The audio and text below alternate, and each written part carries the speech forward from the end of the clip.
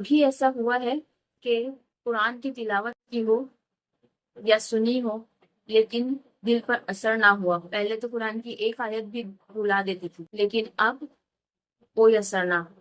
نماز پڑھی ہو لیکن دل کو سکون محسوس نہیں ہو، دعا کے لیے ہاتھ اٹھائے لیکن آنکھوں سے ایک آنسو نہیں آیا۔ اگر ایسا ہو رہا ہے تو ہو سکتا ہے کہ ہمارا دل سخت ہوتا جا رہا ہے۔ لیکن سوال یہ ہے کہ دل سخت ہوتا کیوں ہے؟ پہلی وجہ ہے گناہ۔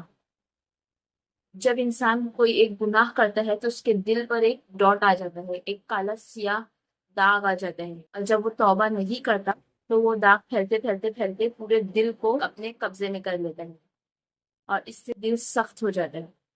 دوسری وجہ قرآن سے دور۔ ہمارا دل، ہماری روح اللہ تعالیٰ کے کلام کے لیے ہے، اسی کے ہاتھ میں ہمارا دل ہے۔ جب اسے قرآن نہیں ملتا، اس کا کلام نہیں ملتا، تو دھیرے دھیرے یہ سخت ہو جاتا ہے۔ تیسری وجہ ذکر کی کمی۔ جو زبان اللہ تعالیٰ نے اپنے ذکر کے لیے ہمیں عطا کی ہے وہ دنیا کی فالتو لغویات میں لگی ہوتی ہے، لیکن اس سے اللہ کا ذکر نہیں ہوتا تو اس کا دل بھی غفلت میں پڑ جاتا ہے۔ چوتھی وجہ دنیا سے محبت۔ جب ہمارا دل دنیا میں لگ جاتا ہے، دنیا ہی ہمارا جینا اور مرنا ہو جاتی ہے، دنیا ہی ہمارا زندگی کا مقصد بن جاتی ہے، تو ہمارا دل آخرت سے غافل ہو جاتا ہے اور ہمارے دل سے آخرت نکل جاتی ہے۔ لیکن خوشخبری یہ ہے کہ ہمارا دل دوبارہ زندہ ہو سکتا ہے۔ آپ میں سے کس کس کے ساتھ ایسا ہوتا ہے کمنٹ میں ضرور بتائیں۔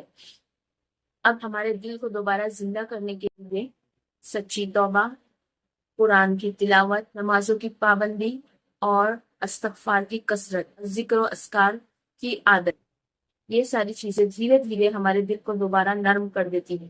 تو آج ہی سے اپنے وقت میں سے اللہ تعالیٰ کے لیے وقت ضرور نکالے۔ ہو سکتا ہے کہ یہ آپ کی دل کی زندگی کے لیے نئی شروعات ہے۔ تو اللہ تعالیٰ ہم سب کے دلوں کو ہدایت اور نرمی عطا فرمائے۔ اگر ویڈیو اچھی لگی ہو تو دوسروں کو ضرور پہنچائیں۔ ملتے ہیں نیکسٹ ویڈیو میں، تب تک کے لیے اللہ حافظ، السلام علیکم۔